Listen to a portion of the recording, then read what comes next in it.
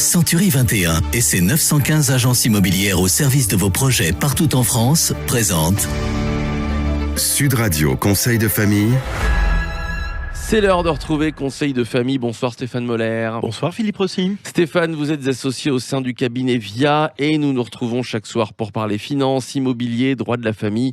En fait, pour parler de gestion de patrimoine. Ce soir, nous allons répondre à Jean à Paris. Stéphane, Jean nous demande ce qu'est un contrat d'assurance vie à BP différé. Alors, évoquons les contrats d'assurance vie à PB différé, c'est-à-dire à participation aux bénéfices différés.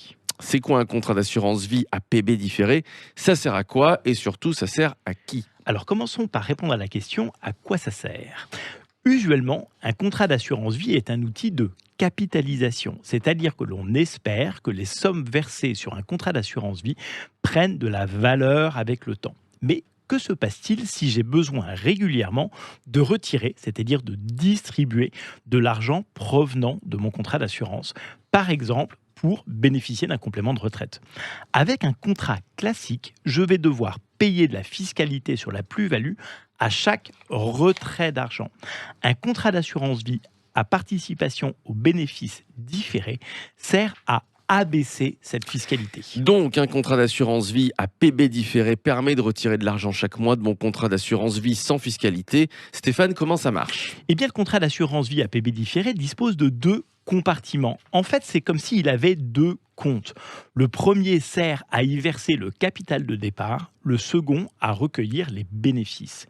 Et quand je fais un rachat de mon contrat d'assurance vie, je le fais sur le premier compte. Comme ça, je ne sors pas de bénéfices et donc je ne paye pas de fiscalité. Et à qui ce type de contrat à PB différé s'adresse-t-il? Eh bien, ces contrats s'adressent à des investisseurs qui ont besoin de tirer un revenu de leur contrat d'assurance vie sans pouvoir attendre les fameux 8 ans.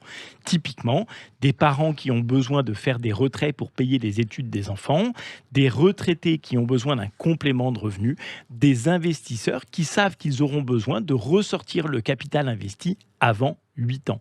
Dans tous les cas, c'est vers ce type de contrat qu'il faut se tourner. Et comment cela se passe-t-il en cas de décès? Eh bien, l'assureur verse aux bénéficiaires les fonds initialement versés ainsi que les plus-values stockées sur le second compte, exactement comme un contrat classique. Un inconvénient?